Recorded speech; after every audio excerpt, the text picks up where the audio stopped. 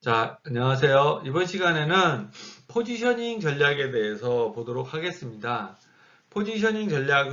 이 포지셔닝 전략에 대해서의 학습 목표는 여러분들이 이 강의를 듣고 난 다음에 마케팅의 포지셔닝 전략에 대해서 설명할 수 있게끔 하는 게 학습 목표다 이렇게 말씀을 드릴 수 있습니다. 포지셔닝 전략이다라는 것들은 소비자들이 의사 결정을 할 때에 저희들이 지난 시간에 구매 의사 결정에 대해서 여러분들이 실제로 구매해 본 제품을 가지고 진행을 했고 또 그걸 가지고 여러분들이 직접 과제를 작성하기도 하셨죠. 그래서 소비자들이 구매할 의사 결정 시에는 어떤 제품들을 사느냐, 물론 문제를 인식하고 정보를 탐색하고 대안을 평가하고 구매하고 구매 후 하는 행동을 보이기도 하지만은 그러한 행동들을 할 때에 많은 제품들을 단순화해서 몇 개의 카테고리로 생각하게끔 회사의 제품과 서비스를 소비자들의 마음속에 특정 위치에 저장하는 것, 이거를 우리가 포지션 전략이다 이렇게 얘기를 하고, 소비자들 머릿속에 어떻게 기억될 것인가에 대한 관점을 가지고 차별된 이미지를 마음속에 심어주는 전략이다 이렇게 얘기를 한다라는 거죠. 이러한 포지셔닝 전략은 포지셔닝을 개발하는 것, 즉 핵심 차별화 포인트가 뭐냐 이렇게 보는 거죠. 그리고 고객이 원하는 것을 얘기해야 된다 이렇게 보는 거죠. 그래서 우리가 what to say, 메시지 전략이 뭐냐 이렇게 얘기를 하는 거고, 포지셔닝 커뮤니케이션이라는 것은 그걸 what to say, 뭘 얘기할 거냐를 찾고 난 다음에 고객들에게 어떻게 인식시킬 거냐, 즉 how to say, 어떤 메시지를 전개할 거냐, 이거를 우리가 포지셔닝 개발 또는 포지셔닝의 커뮤니케이션이다 이렇게 얘기를 한다. 포지셔닝 전략은 크게 제품 포지셔닝, 시장 포지셔닝, 기업 포지셔닝을 통해서 소비자의 마음속에 또는 소비자의 머릿속에 기억시키는 거다 이렇게 얘기를 한다는 겁니다. 그래서 기업이 잘 포지셔닝이 돼 있다라고 하면은 시장에다가 우리를 어떻게 포지셔닝 할 거냐, 또는 우리가 가지고 있는 제품을 어떻게 포지셔닝 할 거냐, 이런 부분들이 브랜드 포지셔닝이다 이렇게 얘기를 통틀어서 한다라는 거죠. 제품 포지션은 이렇게 설명할 수 있어요. 경쟁 브랜드에 비해서 소비자 마음속에 위치하는 상대적인 위치를 포지션 이렇게 얘기를 한다라는 거죠. 반면에 포지셔닝 이렇게 얘기를 하면은 어떤 브랜드를 경쟁 브랜드에 비해서 차별적으로 받아들일 수 있도록 고객들의 마음속에 위치시키려는 노력을 포지셔닝이다 이렇게 얘기를 한다는 거죠. 이러한 포지셔닝의 유형에는 여러 가지로 나눠서 얘기할 수 있는데, 소비자 포지셔닝은 결국 소비자의 초점을 두는 것이다. 이렇게 해서 속성 편익 포지셔닝을 예를 들 수도 있고, 어떤 이미지 메시징을 계속해서 이미지로 포지셔닝 하는 경우, 또는 사용 상황, 이런 상황에서는 이런 제품이나 이런 브랜드를 써야 된다라는 것들을 포지셔닝 하는 경우도 있고, 어, 네 번째로는 사용자 포지셔닝, 뭐, 예를 주부냐, 아니면은 뭐, 고소득층이냐, 저소득층이냐, 아니면은 뭐, 10대의 연령대냐, 아니면은 뭐, 60대 연령대냐, 이렇게, 사용자들에 의해서 포지셔닝하는 경우도 있다, 이렇게 얘기를 하는 거죠. 이런 포지셔닝 전략을 쓸 때는 퍼셉션 맵이라는 거를 저희들이 많이 사용하게 됩니다. 퍼셉션 맵의 특성은 여러 가지 평가할 수 있는 차원의 제품이나 브랜드의 위치를 나타내는 거다 이렇게 얘기를 하는 거고, 제품의 심리적인 포지셔닝을 위해서 사용한다. 그래서 소비자가 제품, 상표 등에 대한 신념과 선호도를 형성하는 데 고려하는 여러 가지 제품 속성을 두 개에서 세 개의 차원으로 압축하는 거다 이렇게 얘기하는 거죠. 두 개에서 세 개의 차원으로 압축해서 나타내면은 공간이라는 게 발생하게 됩니다. 공간. 그래서 그 공간의 전반적인 거리나 또는 뭐 밀집도 이런 것들을 가지고 우리 제품이 소비자들한테 어떻게 인식이 되고 있고 어떤 식으로 알려지고 있는지 또 이런 부분들을 어떻게 전개할 수 있는지 뭐 이런 것들에 대해서 나타내는 부분들을 우리가 포지셔닝 전략이다 이렇게 얘기를 하는데요. 예를 들어서 미국 승용차 시장 내에서 각 회사들의 지각도를 나타내는 거죠. 그래서 여기는 2x2 매트릭스로 쓴 거죠. 그래서 세로축은 고급이냐 실용이냐, 즉 고가냐, 고가의 자동차냐, 저가의 자동차냐, 뭐 이런 것들을 얘기하는 거고요. X축은 스포티, 젊은 세대들이 선호하는 자동차가 있고, 트레디셔널, 전통적인 연령대에서 전통을 중요시하는 층이 사용하는 자동차가 있다. 뭐 이렇게 나눠본다라고 하면은 우리가 잘 알고 있는 뭐 예를 들어서 메르세데스 벤츠다 이런 자동차 같은 경우에는 아주 고급의 가격이면서 전통적이고 보수적인 성향을 갖고 있는 사람들이 많이 타는 자동차다. 반면에 BMW 이렇게 보면은 같은 럭셔리 자동차이긴 하지만은 상대적으로 스포티 젊은 층들이 선호하는 고급 승용차다 이렇게 나눌 수 있다라는 거죠. 예를 들어서 토요타 자동차 같은 경우에는 젊은 층이 선호하면서 저가 시장에 자리 잡은 자동차라는 거죠. 아무래도 자동차를 후발로 만드는 업계 입장에서는 고가의 제품을 먼저 출시하는 것보다는 저가의 자동차를 가격이 싼 자동차를 많이 만들어서 거기서 생성된 노하우를 가지고 축적된 노하우를 가지고 고가의 시장으로 올라가고 싶겠죠. 예. 그래서 고가의 시장에다가 더 좋은 자동차를 비싼 가격으로 판매하고 싶겠죠. 근데 포지셔닝에서 가장 중요한 요소의 하나는 소비자들한테 전체의 소비자들한테 완벽하게 인식이 된 제품의 경우에는 전체 소비자들의 인식을 바꿀 수 없다. 이렇게 얘기를 하는 거죠. 즉, 토요타 자동차 같은 경우에는 초반에 미국 시장에 진입을 할 때 저가 시장에 진입을 해서 많은 사람들이 다 그렇게 인식을 했기 때문에 이 제품을 포지셔닝을 통해서 즉 사람들의 마음속에 회사 브랜드나 아니면 제품 브랜드를 위치시키는 노력을 통해서 다시 고가의 제품으로 런칭시키기가 불가능하다 이렇게 얘기를 한다는 거죠. 이런 경우에는 대개 기존의 브랜드를 버리고 같은 도요타에서 만드는 자동차지만은 다른 브랜드를 사용하기도 합니다. 넥서스라는 브랜드를 가지고 도요타는 빼버리는 거죠. 그리고 그 제품 자체는 아예 고가 시장에다가 처음부터 포지셔닝을 시키는 거죠. 그래서 우리가 이런 사례를 보면은 우리 한국에 있는 현대자동차 같은 경우에도 거의 유사한 패턴을 보이는 거죠. 처음에는 미국 시장에 들어갈 때 토요타 자동차처럼 저가 시장의 제품을 가지고 시장에 진입을 해서 성공을 하고 난 다음에는 고가 시장으로 가기 위해서 다시 현대자동차에 대한 브랜드 인지도를 버리고 제네시스라고 하는 브랜드로 시장을 다시 공략하는 방식을 한다라는 거죠. 이거는 브랜드를 한번 인식시킨다, 즉 포지셔닝 시킨다. 이게 얼마나 중요하냐. 한번 포지셔닝 시킨 브랜드는 바꿀 수 없다. 그래서 처음에 인식을 시킬 때 포지셔닝을 잡을 때 잘 잡아야 된다. 그렇지 않으면은 처음부터 다시 해야 된다. 뭐 이런 것들을 뜻하게 되는 거죠. 여러분들하고 포지셔닝에 대해서 쭉 강의를 진행을 했는데요. 자, 여러분들이 영상 강의를 한번 좀 들어보시고 계속 진행하도록 하겠습니다.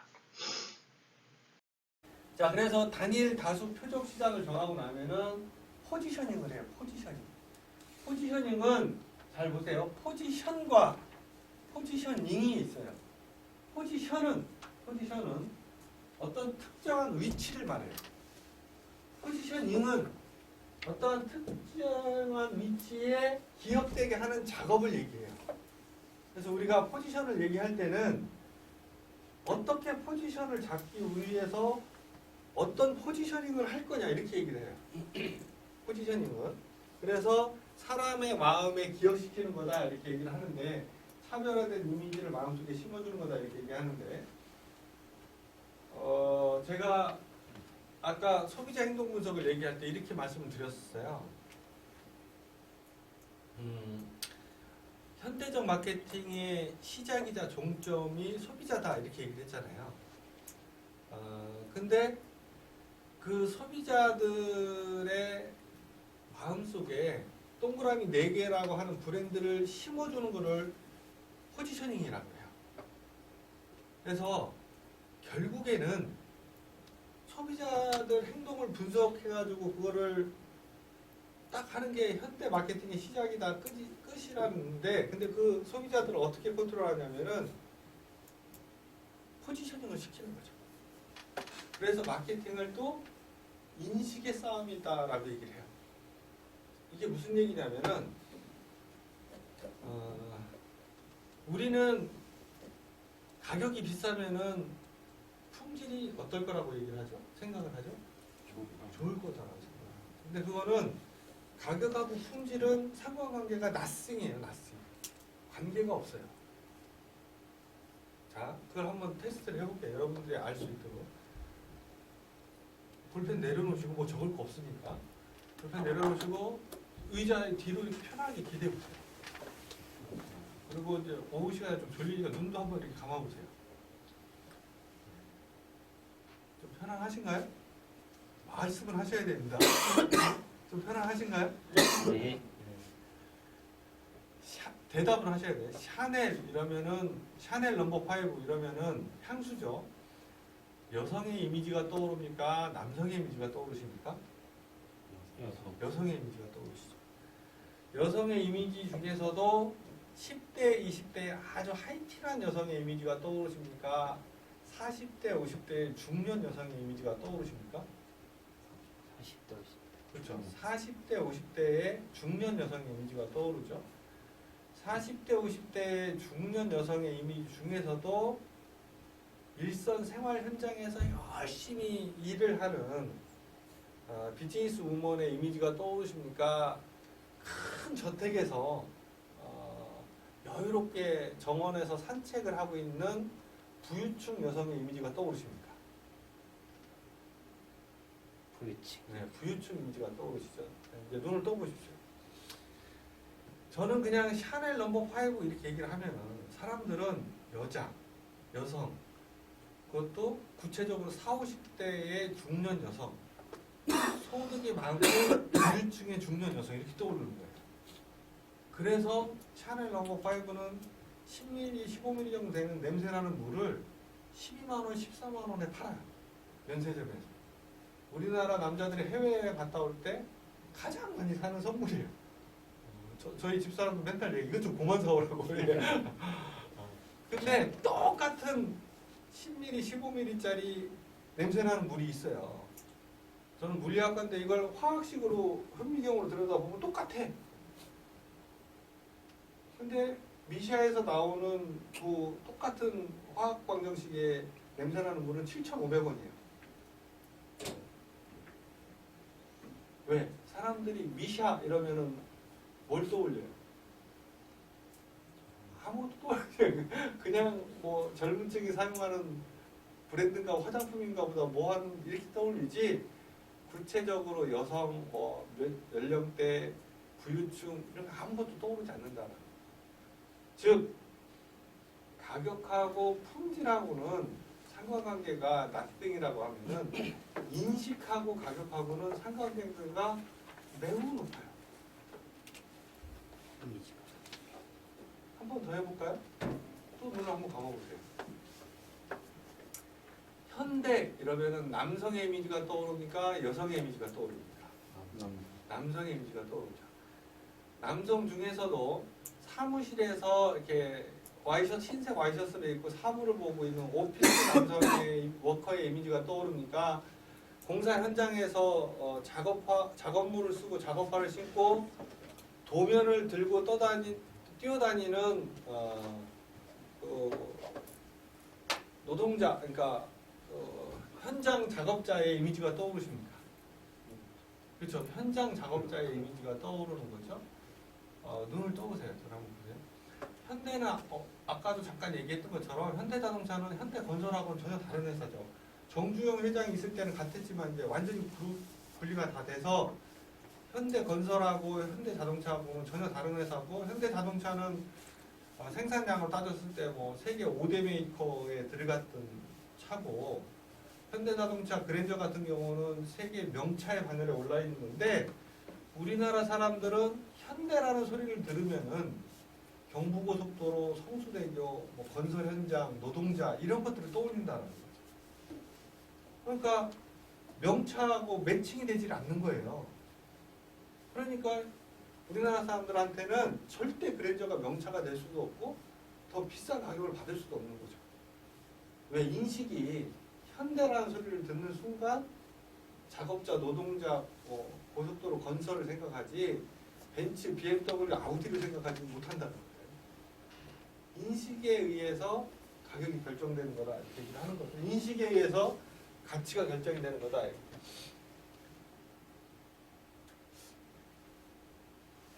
번만 더 해볼까요? 재밌으니까. 컨설턴트들끼리 가끔 술을 막 먹다가 되게 이제 저녁 식사를 하면은 삼겹살에다 소주를 막 먹잖아요. 술이 얼추 취하면은 요 맥스 맥주에 대한 얘기를 프로젝트 할 때 그랬어요. 야, 나는 어렸을 때부터 술을 처음 맥주를 마실 때부터 오비 라거만 먹어서 이거 맥스가 맛이 좀 이상하다. 아니면 화이트만 먹어서 막 맥주가 맛이 좀 이상하다. 뭐 이런 얘기들을 해요. 그러면 네가 이 라거하고 화이트를 마시면 구분할 수 있어? 이렇게 물어보는 거죠. 여러분들 맥주들 좋아하시죠? 아예 술을 안 드십니까? 나는 내가 좋아하는 맥주를 맛을 구분할 수 있다. 이런 분 계세요? 내가 마시면은 블라인드 테스트 하면은 이게 라거다, 하이트다, 뭐 요새 나오는 테라다, 카스다 이걸 구분하실 수 있는 분 계세요? 어려운 질문이니까 저를 다 노려보기만 하고 어려운 거. 네. 다 구분한다라고 그래요. 구분한다라고 합니다. 근데 실제로 저희들이 한번 테스트를 해봤어요. 삼겹살집에서 맥주집에서 잘 가는 맥주 전화해가지고 주인한테 카스, 테라, 카스, 뭐 하이트 이 세 가지 술을 냉장고 맨 뒤에다가 똑같이 온도를 맞추게 1시간만 넣어주십시오 하고 삼겹살하고 소주를 잔뜩 먹은 채로 가서 그거를 마시고 찾아보는 거죠. 세 개 중에 어떤 게 뭐 예를 들면 라건지 하이트인지 세 번을 해서 세 번을 연속으로 찾으면 찾는 거죠. 근데 세 번을 해서 두 번만 찾고 한 번을 못 찾으면 못 찾는 거죠. 맛으로 중복 테스트를 해야 되니까 평생을 자기는 카스만 먹었다는 사람이 못 찾아요. 더 심각한 예는 이런 거예요. 저희 집사람은 콜라를 먹으면 코카콜라만 먹는데요. 그래서 겨울에 피자를 시키면은 피자 배달하시는 분이 뭘 갖다 줘요? 콜라를 펩시 콜라를 갖다 주죠. 그러면은 이제 먹으려고 하면 집사람이 외투를 입고 나가요. 어디 가냐면 슈퍼에 간대요. 왜 가냐 하면은 콜라 사러 간대.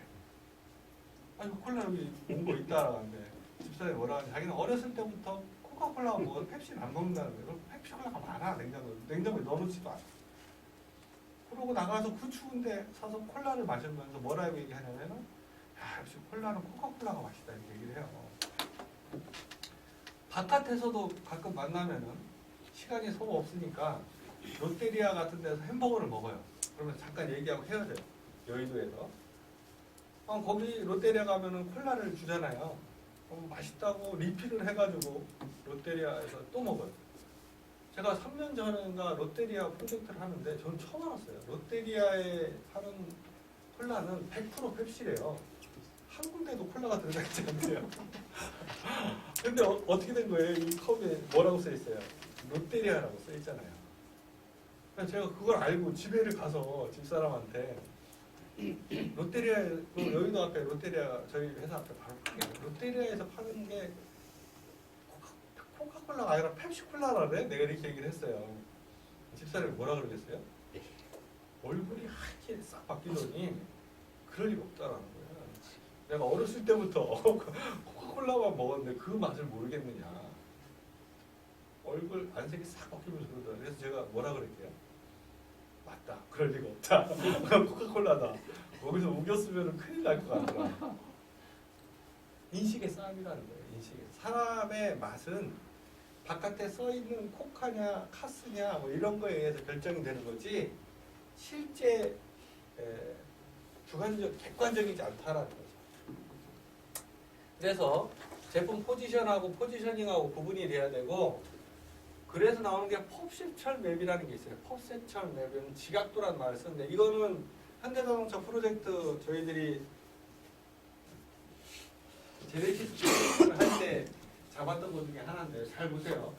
미국 시장에 진입을 새로 해야 되는데 미국 시장을 지각도로 그려보면 자동차 시장이 이렇게 나눠져요. 펑셔널, 럭셔리, 트래디셔널, 스포티 이렇게 나눠진다는 거죠. 그래서 저가 제품, 고가 제품, 여기는 고령, 여기는 젊은 층 이렇게 나눠지고 보면은 이렇게 밀집도가 강한 데들은 경쟁이 치열하겠죠.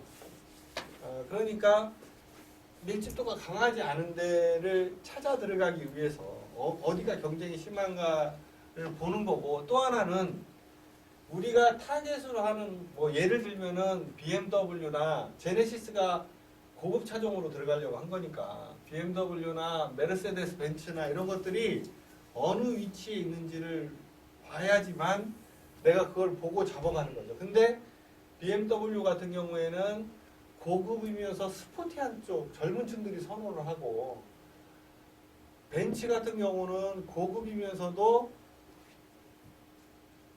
약간 연령층이 좀 높으신 분들이 선호를 한다는 거죠. 그러면은 이쪽 전통적인 쪽으로 들어가야 되느냐 제네시스 같은 경우 스포티 쪽으로 들어가야 돼요. 여러분들 생각은 어떠세요? 제네시스는 새로운 브랜드니까 스포티 쪽으로 들어가는 게 맞겠죠. 그런 걸 결정하는데 중요하고 또 하나는 아까 얘기했던 것처럼 현대자동차, 그랜저, 소나타 이거는 처음 미국 시장에 들어갈 때부터 저가 자동차로 들어갔잖아요. 도요타 자동차처럼. 그러면 저가로 한번 포지셔닝 되면은 그걸 다시 고가로 바꿀 수 있느냐? 못 바꾼다는 거예요. 포지셔닝에서 유명한 말이 이런 얘기가 있어요. 전체 우리나라 국민 전체의 인식을 잠깐 바꿀 수 있다. 그러니까 현대라는 게 우리나라 사람들한테는 건설 노동자 생각이 나는데 그걸 건설 노동자가 아니고 명차야 이렇게 잠깐 바꿔놓을 수 있다는 거죠. 또는 아주 소수의 인식을 그게 뭐 부산이 됐든 뭐 분당이 됐든 간에 소수의 인식을 영원히 바꿀 수 있다. 근데 전체의 포지셔닝 된 인식을 영원히 바꿀 수는 없다 이렇게 얘기를 하는 거죠. 그러니까 한번 현대는 노동자, 중산층, 건설이가 딱 인식이 되잖아요. 못 바꾼다는 거예요. 그러니까 도요타 자동차가 처음에 미국 시장에 저가로 들어갔으니까 미국 시장 전체의 저가 제품으로 인식이 됐겠죠. 바꿀 수 있어요, 없어요? 못 바꿔서 뭘로 갔어요? 렉서스로 갔죠. 현대자동차도 처음에 들어갈 때 저가로 갔죠. 못 바꾸니까 다 포기하고 독립법인 제네시스로 가는 거예요.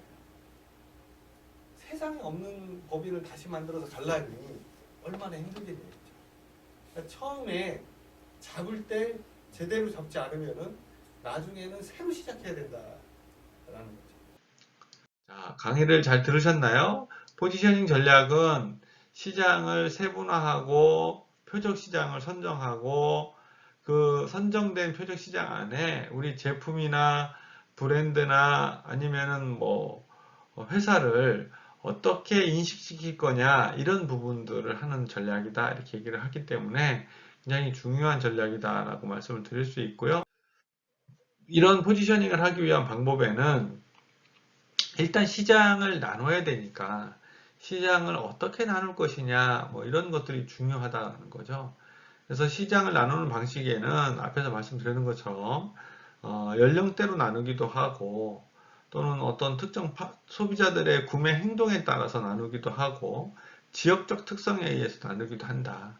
근데 그런 것들을 알기 위해서는 데이터를 사용하기도 하지만은 이렇게 한 9, 8문항 정도 되는 설문을 간단하게 받아서 시장을 세그하는 경우도 있다라는 거죠. 요거는 자동차 생활연구소라는 데에서 자동차 사용 환경을 위한 연구로 사람들한테 자동차를 운전하는 주된 용도가 뭐냐, 몇 회 이용하느냐, 아니면 전문 지식을 가지고 있느냐, 아니면 자동차 잡지를 구독하고 있느냐, 어떤 점에다 비중을 두고 있느냐, 그리고 외식 또는 성별 이런 거 학력까지를 조사해가지고 이 조사 데이터 같은 경우에는 우리가 그렇게 많이 조사를 하지 않아도 쉽게 구분할 수 있다라는 거죠. 뭐 한 2, 30 샘플만 저희들이 설문을 받아도 시장을 그 기준에 의해서 이런 식으로 즉 실리 추구형 출퇴근파, 여유생활파, 생계형 자동차 이용파, 오락 재미 개성 추구파 이렇게 나눌 수 있다라는 거죠. 그래서 뭐 총 100샘플을 받았다 이렇게 하면은 전체 100샘플 중에 45샘플은 1번 시장, 30샘플은 2번 시장, 5샘플은 3번 시장, 나머지 샘플은 4번 시장 이렇게 나눠졌다라고 볼 수 있고 나눠진 거에 따라서 실리 추구형, 여유생활파, 생계형 자동차 이용파, 오락개성 중일파 이렇게 나눌 수도 있다라는 거죠. 그리고 이렇게 나누고 난 다음에 나면은 이거를 몇 개의 시장으로 볼 수 있을까요? 4개의 시장으로 볼 수 있겠죠. 자, 그러면 앞에서 배웠던 것처럼 4개의 시장으로 나눠놓고 나면은 하나의 시장만 집중 공략하는 거를 우리가 단일 표적시장 전략 이렇게 얘기를 했죠. 2개의 하나 이상의 시장을 집중 공략하는 거를 다수 표적시장 전략 이렇게 생각을 했죠. 그리고 전체 4개의 시장을 다 공략하는 방식을 통합 표적시장 전략 이렇게 얘기했다는 거죠. 자, 시장을 나눴으니까 전략을 잡아보면은 이렇게 잡을 수 있다라는 거죠. 세분 시장을 뭘로 볼 거냐? 하나의 시장으로 볼 거냐? 단일. 2개의 시장으로 볼 거냐? 다수. 전체로 볼 거냐라고 하면은 통합 이렇게 볼 수 있다는 거죠. 그 세분 시장의 기술은 보통 어디서 나타나냐면은 조사를 하거나 아니면 시장 분석을 하거나 근데 여기서는 설문을 물어봤기 때문에 설문에 나타나는 것들이 세분시장의 특징이다 볼 수 있고 세분시장의 특징을 기술하고 나면은 선호제품 분석이 필요하다는 거죠. 이 시장에 있는들은 어떤 제품들을 선호하느냐 이 선호하는 제품 분석이 되고 나면은 추구하는 가치는 뭐냐 이렇게 찾아가는 거죠. 추구하는 가치가 정리가 되고 나면은 이 추구하는 가치가 갖고 있는 키 석세스 팩터는 뭐다 이렇게 정의할 수 있다라는 거죠. 자, 이런 방식으로 해보면은 추구 가치는 예를 들어서 남들과 다른 차를 구입한다, 다른 조건에 마음에 들지 않아도 차 스타일을 구입한다, 돈을 지급한다 이렇게 볼 수 있고 키 석세스 팩터는 추구 가치에서 얻는 키 프리미엄 도시형 레저 사용 자동차다 이렇게 볼 수 있다라는 거죠. 조금 내용을 들어가서 보면은 세분 시장 특징의 기술은 설문 자료에 의하면은 시장 세분 시장 2, 세분 시장 4, 이 두 가지 시장을 같이 공략하는 전략을 우리가 다수 표적 시장 전략 이렇게 얘기를 했죠. 다수 표적 시장 전략이다 이렇게 얘기를 했고, 이 다수 표적 시장 전략을 특성은 이러한 내용들을 가지고 있고, 이런 특성을 가지고 분석해 보니까 이러한 자동차가 해당이 된다 이렇게 볼 수 있다라는 거죠. 그래서 여러분들하고 여태까지 진행한 STP 전략, 시장을 세그멘테이션하고 타겟팅하고 포지셔닝하는 전략에 대해서 구분을 나누어서 좀 봤다라고 말씀을 드릴 수 있고요. 이러한 형태로 나눠서 봤을 때 나타나는 부분들은 기업은 시장에 공략하는데 효율성과 효과성을 가지기 위해서 이 세 가지 전략을 구분해서 사용한다라고 얘기를 드릴 수 있습니다. 자, 끝까지 경청해 주셔서 고맙습니다. 이것으로 강의를 모두 마치도록 하겠습니다.